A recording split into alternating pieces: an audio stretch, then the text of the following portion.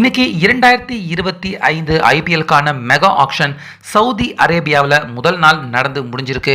இப்படி இருக்க ஆரம்பத்தில் சின்ன மீனை போட்டு அதுக்கப்புறமா பெரிய மீன் பிடிச்ச கதையா நம்ம சிஎஸ்கே இன்னைக்கு இந்த மெகா ஆக்ஷனில் யாருமே எதிர்பார்க்காத விதமாக மிகப்பெரிய திமிங்கலத்தையே நம்ம சிஎஸ்கே அணிக்காக தற்போது மீண்டும் உள்ளே கொண்டு வந்திருக்காங்க.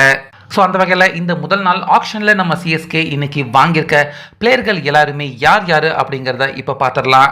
இதில் ஃபஸ்ட்டு இன்னைக்கு காலையில் இருந்து மத்தியானம் செஷன் வரைக்கும் நம்ம சிஎஸ்கே எந்த ஒரு பிளேயரையுமே வாங்கலை.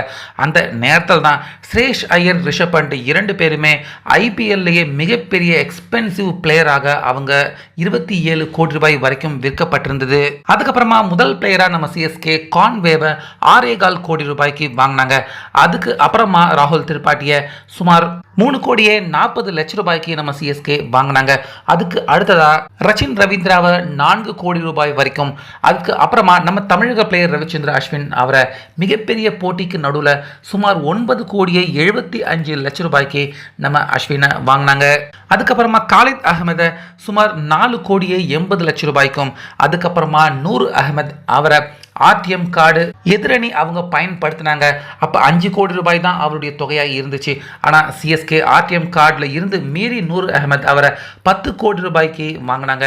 அதுக்கு அடுத்ததா மற்றொரு நம்ம தமிழக பிளேயரான விஜய் சங்கர் அவரை நம்ம சிஎஸ்கே சுமார் 1 கோடியே 20 லட்சம் ரூபாய்க்கு விஜய் சங்கர் அவரை வாங்கியிருந்தாங்க.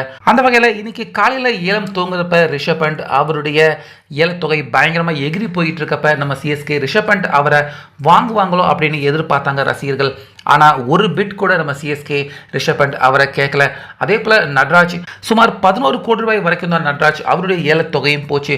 அந்த இடத்துலையும் நம்ம சிஎஸ்கே நட்ராஜ் அவருக்காக ஒரு பிட் கூட கேட்கல, வாங்கவும் விருப்பப்படலை. ஸோ ஓவராலாக நம்ம சிஎஸ்கே இன்னைக்கு இந்த டே 1ல மெகா ஆக்ஷனில் நல்லா பர்ஃபார்ம் பண்ணியிருந்தாலும் ரிஷப் பண்ட், நட்ராஜ் இவங்க 2 பேரும் நம்ம சிஎஸ்கே அன்னைக்கு வந்திருந்தா இன்னுமே கூட மிகப்பெரிய அளவில் நம்ம சிஎஸ்கே ரசிகர்கள் எல்லாருமே மகிழ்ச்சி அடைஞ்சிருப்பாங்க. ஆனாலுமே நம்ம சிஎஸ்கே தற்போது வாங்கியிருக்க இந்த பிளேயர்கள் எல்லாரை பற்றியும் உங்கள் கருத்து என்ன? இதில் யாராவது பிளேயர்கள் மிஸ் ஆகியிருந்தாங்கன்னா அது யார் அப்படிங்கிறதையும் நம்ம கமெண்ட்டில் சொல்லுங்கள்.